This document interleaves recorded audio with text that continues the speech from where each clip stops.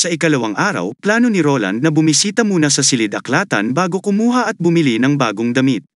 Nagpout si Zero at tahimik na sinabi na hindi na kailangan ni Roland na bilhin ang kanyang bagong damit, kung saan ngumiti lang si Roland, marahang hinahaplos ang kanyang buhok. Sinabing ang kanyang mga damit at sapatos ay kailangan ng mabago. Pagdating sa library, nakakita si Roland ng librong hinahanap niya. Ito ay isang libro tungkol sa mga ratio at katangian ng mga metal periodic table na tila palaisipan kay Zero. Hindi niya maintindihan kung kailan naging interesado sa pag-aaral ang kanyang tiyuhin. Makalipas ang ilang oras, umalis na sila sa library at buong araw silang naglilibot sa pagbili ng ilang set ng damit para kay Zero. Bago umuwi pagkatapos ng kanilang buong araw ng pamimili, bumili si Roland ng telepono para kay Zero para manatiling nakikipag-ugnayan sila anumang oras. Tumingin si Zero saglit kay Roland bago tinanggap ang telepono. Nang muling magising si Roland, bumalik na siya sa lungsod ng Neverwinter. Sa pagkakataong ito, 2 araw siyang nasa mundo ng panaginip. Iniunat niya ang kanyang mga kamay, nakakuyom at ibinuka ang kanyang mga kamao. Napansin na maliban sa kakaibang kapangyarihan na mayroon siya sa mundo ng panaginip, ang lahat ng iba pa ay pareho ang nararamdaman. Marami siyang tanong, gaya ng, ano ang magic? Pulang ulap, sino ang kakaibang lalaki? At paano ito nilikha ng kanyang isip at nagtataglay ng napakalawak at masalimuot na mundo ng panaginip? Dahil hindi niya nakuha ang mga sagot, napagpasyahan niyang walang saysay ang patuloy na pagninilay-nilay. Sa halip ay nakatuon siya sa mga praktikal na bagay. Bumalik sa kanyang opisina, sinimulan ni Roland na kopyahin ang kaalaman na dati niyang nakita ngunit nakalimutan na may partikular na pagtutok sa mga komposisyon ng magkapanalig, na maaring makatipid kina Ana at Lucia ng maraming oras ng eksperimento. Kinailangan ni Roland na pabilisin ang bilis ng industriya at oras na para lumikha ng mas tumpak na mga bahagi. At ang ikatlong henerasyong kagamitan sa makina. Ang unang revolusyong industriyal ay hindi malayo para sa kanya. Iniulat ni Carl na natapos na ang Highway 67 at labis na ikinatuwa ni Roland ang pag-unlad. Ang pagtatayo ng kalsadang ito ay mas mabilis dahil sa karanasang natamo mula sa mga nakaraang proyekto. Binanggit ni Carl na nagkaroon ng kakulangan sa pabahay kamakailan at iminungkahi na muling italaga ang mga manggagawa sa ibang mga proyekto sa pagtatayo. Kung wala nang nakaplanong mga gawain sa kalsada, alam ni Roland ang sitwasyon. Ang bayan ay naging triple ang pag-unlad sa loob ng 1 taon, at ang populasyon ay tumaas ng malaki. Ang kakulangan sa pabahay ay isang isyu na maaaring matugunan sa ibang pagkakataon. Ngunit ang kanyang bagong plano ay magtayo ng isang riles na direktang humahantong mula sa hilagang slope na mga minahan hanggang sa mga pantalan. Ito ang unang pagkakataon na narinig ni Carl ang konsepto ng isang riles. Ipinaliwanag ni Roland na ito ay magiging katulad ng track transportation system sa mga minahan, maliban na ito ay ganap na gagawa ng bakal. Hindi na nagtanong pa si Carl, alam niyang ay lalaan niya ang kanyang buong pagsisikap sa anumang proyektong pagtatayo na itatalaga ni Roland. Naunawaan ni Roland na maaaring hindi pa nauunawaan ni Carl ang buong saklaw ng kung ano ang nais niyang gawin. Hindi ito dapat maging isang panimulang paraan ng transportasyon na umaasa sa mga lubad ng abaka, mga steam engine o mga kabayo. Hindi rin ito para lamang sa pagdadala ng mga mineral. Ang naisip ni Roland ay isang tren. Isang revolusyonaryong sistema ng transportasyon. Inilatag ni Roland ang mapa at itinuro ang kanyang mga plano sa riles, na nagpapahiwatig ng pangangailangan para sa isang pangkat na maglatag muna ng pundasyon. Tiningnan ni Carl ang iminungkahing ruta ni Roland at nagpahayag ng pag-aalala na ang mga riles ay maaaring masugatan sa mga pag-atake mula sa mga demonyong hayop. Si Roland, gayunpaman, ay walang pakialam, sa paniniwalang ang mga demonyong hayop ay hindi magiging interesado sa bakal at ang proyekto ay hindi matatapos sa maikling panahon sa anumang paraan. Ang riles na nagkokonekta sa hilagang slope mountain sa mga pantalan ay sinadya upang maging parehong teknikal na pagsubok at isang lugar ng pagsasanay para sa unang henerasyon ng mga manggagawa sa tren. Humigop ng kanyang tsaa, ipinahayag ni Roland na sa susunod na taon, hindi na sila magtatago sa likod ng pader ng putik. Sa pagtingin kay Carl, tinanong niya kung naramdaman din ni Carl na nagiging masikip na ang mga hangganang bayan. Naunawaan agad ni Carl ang implikasyon ni Roland.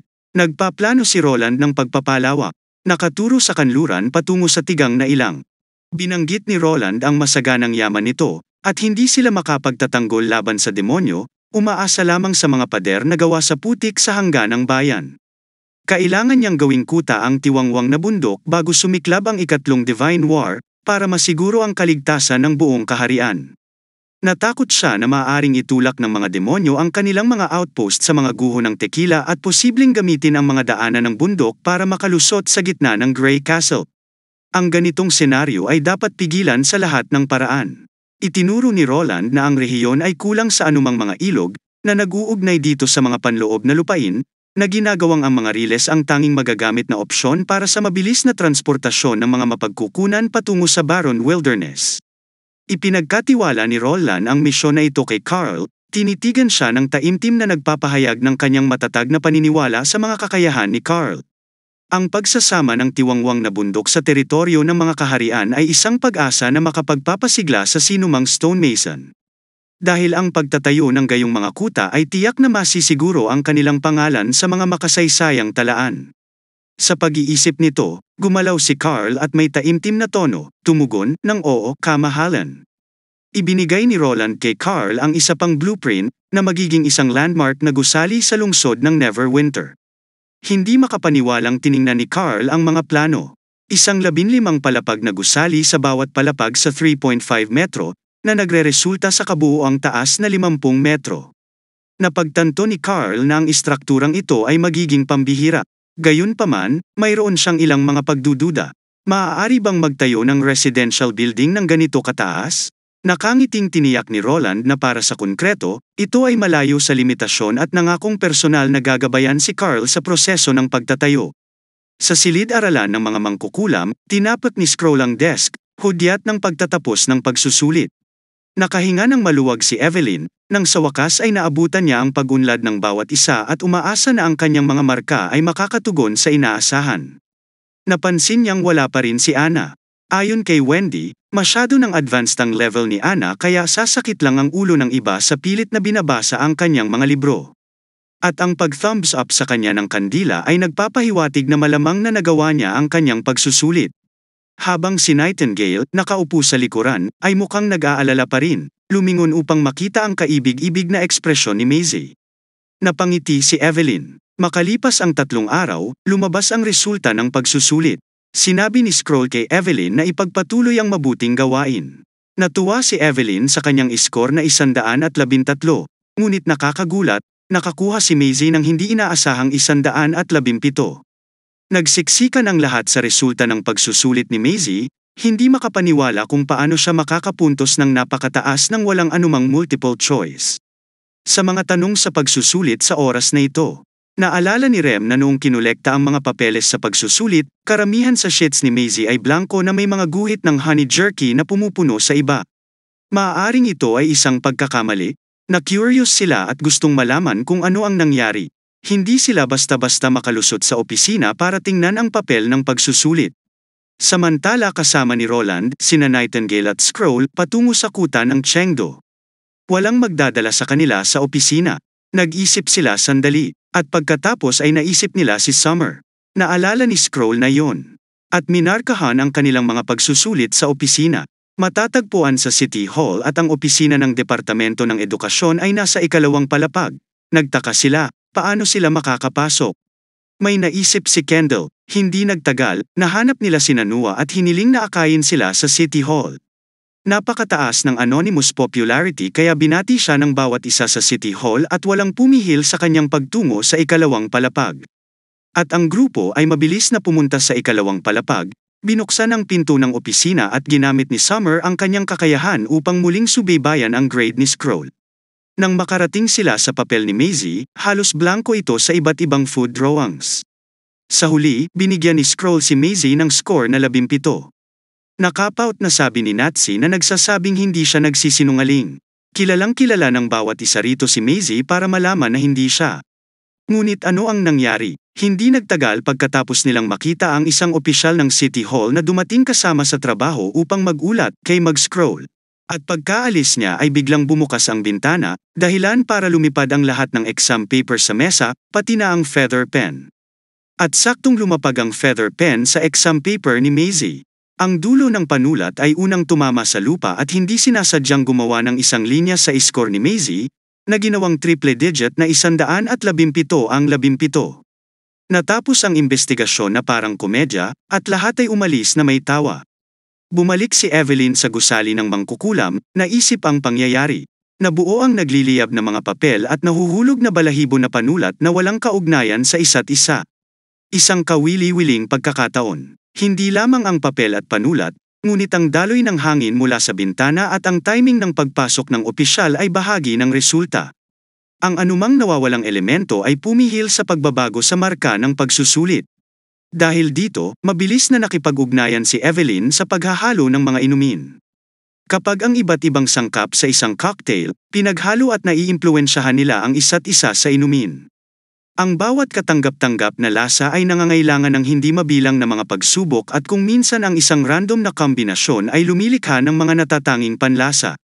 Bumalik si Evelyn sa kanyang silid na may mga iniisip na umiikot sa kanyang isipan. Napapikit siya, nakaramdam siya ng kung ano sa loob ng kanyang pananibik na lumabas. Gamit ang kanyang kapangyarihan, naramdaman niya ang mga pagbabago ng kanyang mahika, at sa biglaang pagkabigla, binuksan niya ang kanyang mga mata at hinawakan ang isang tasa sa mesa. Nag-iba ang kulay ng tubig sa loob, unti-unting naging kulay kahel, pula at isang hindi pamilyar, ngunit kaaya-ayang halimuyak ang umalingaw-ngaw sa kanyang ilong. Sa pagtikim nito, naranasan niya ang hindi maipaliwanag na tamis na kumalat sa kanyang dila. Ito ay tulad ng pinaghalong prutas, juice at gatas, o marahil isang timpla ng tsaa at pulot. Ngunit hindi matukoy ni Evelyn ang lasa. Isang bagay ang sigurado niya na tiyak na hindi alak. Pagkalipas ng ilang araw, bumalik si Roland mula sa kuta ng Changji at pinuntahan ni Evelyn si Roland. Agad na napansin ni Nightingale ang pagbabago sa mahiwagang kaibuturan ni Evelyn. Ang kanyang mahiwagang core ay nabuo sa isang kulay abong globo at ang dami ng mahika ay malaki, malamang na maihahambing kay Leaf o Agatha. Nagdala rin si Evelyn ng 3 inuming nilikha niya gamit ang kanyang bagong kakayahan, na siyang pumukaw sa pagkamausisa ni Roland. Kumuha siya ng isang tasa at nagsali ng kaunti sa bawat inumin para sa kanyang sarili. Sa pagtikim ng unang inumin, nakatagpo siya ng hindi maipaliwanag na kasiyahan. Ang pangalawang tasa ay mas masarap, nagsimula sa isang mainit na pag-agos na parang lava na umaagos sa bibig, na sinundan ng isang mausok na halimuyak, na parang ang dila ay inihaw at nagtatapos sa isang sariwang halimuyak ng makatas na prutas at isang banayad na nakakalasing. Kung mas matagal ang inumin ay nalalasahan, mas matagal ang pagkatapos ng lasa, na ginagawa itong isang hindi mapaglabanan na inumin para sa taglamig. Nang tanungin kung ito ay maaaring ay mass-produce, sumagot si Evelyn na hindi niya nagawang kopyahin ang nakaraang resulta, at ang kanyang kakayahan ay walang sinusunod na mga patakaran. Naunawaan ni Roland kung bakit tila nababagabag si Evelyn, sa kabila ng kanyang kakayahan, ang pag-unlad, pagbabalik ng kumpiyansa para sa isang mangkukulam na tulad niya ay talagang magtatagal. Ngunit tiyak na hindi niya itinuring na walang silbi ang kakayahan nito. Nakangiti kay Evelyn, tiniyak niya sa kanya na ang kawalan ng kakayahan na kopyahin ang mga inumin ay hindi isang issue. Taimtim niyang sinabi sa kanya na ang mga Kat-Anji tanging lasa at kakaibang karanasang ibinigay nila ay mas kaakit-akit at hindi malilimutan. Iminungkahi niya na kung ang mga sundalo ng unang hukbo ay nasa harap na linya at maaaring matikman ang gayong inumin mula sa lungsod ng Neverwinter, walang alinlangan na ito ay magpapalakas ng kanilang moral. Nagplano si Roland na gumawa ng storage room para sa mga inumin ni Evelyn at hinikayat siyang ipagpatuloy ang paggamit ng kanyang kakayahan. Naniniwala siya na lahat ay mabibighani sa mga likha ni Evelyn. Tulad ng para sa inumin, ang kanyang pangalan, napagpasyahan niya na dapat silang sama-samang tawaging Chaos Drinks. 3 araw bago nito, dumating ang mga astrologo mula sa matandang kabisera ng hari ng Never, at nagplano si Roland na mag-host ng welcome banquet sa plaza ngayong gabi. Upang ipagdiwang ang kanilang pagdating. Mukhang nag-aalangan si Barrett, nagtataka kung ano ang natuklasan ni Roland sa kanyang kamakailang pagbisita sa kuta ng Changge. Nabigo si Roland sa ulat na ang Changge District City Hall ay nagsimulang magpakita ng mga senyales ng pagwawalang bahala sa tungkulin at panunuhol, na may peking accounting na matatagpuan sa ilan sa mga libro. Ang mas nakakabahala, 2 opisyal na nagmula sa hangganang bayan ang nahuli dahil sa katiwalian. Kaya't mukhang nag-aalala at nagtanong kung may kasama sa kanyang mga alagad. Tiniyak sa kanya ni Roland na walang nadidawat sa pagkakataong ito at kahit na sila, ay hindi mananagot si Barrett. Mabilis na pinuri ni Dorothy ang karunungan ni Roland. Ang mga lumalabag sa panuntunang ito ay haharap ng mahigpit bilang babala sa iba, na binibigyang diin ang kahalagahan ng pagpapanatili ng integridad at disiplina sa loob ng mga hanay. Nagpasya si Roland na tipunin ang lahat ng kawani ng City Hall sa susunod na araw para sa isang pulong na nilayon niyang personal na isagawa. Pagkatapos ni Barrett umalis, pinag-isipan ni Roland ang sitwasyon. Habang si Scroll at Nightingale ay nasa paligid, maaari nilang pansamantalang masiguro ang integridad ng mga opisyal, ngunit ang pamamaraang ito ay walang alinlangan na ibabalik ang mga mangkukulam sa isang tiyak na posisyon, na posibleng humantong sa mga panloob na salungatan. Ang dalawang tiwaling opisyal ay orihinal na mga karaniwang tao mula sa hangganang bayan. Bahagi ng ikalawang batch ng mga nagsipagtapos na pumasok sa City Hall matapos makapasa sa assessments test. Si Roland ay dismayado na ang ganitong katiwalian at lumilitaw na wala pang isang taon. Ang mga City Hall ng Changji Stronghold at Dragonfall Ridge ay may tauhan ng ilang opisyal mula sa border town na kilala sa kanilang karanasan sa pangangasiwa at mahusay na pagganap kasama ng mga lokal na maharlika. At ang pagkawala ng ilang makaranasang opisyal ay natural na nag-iwan ng gulong at nasiraan ng loob. Inaasahan niya na ang organisasyon ay mananatiling hindi masisira ng hindi bababa sa isang dekada, ngunit halos tumagal ito ng isang taon bago lumitaw ang mga isyong ito.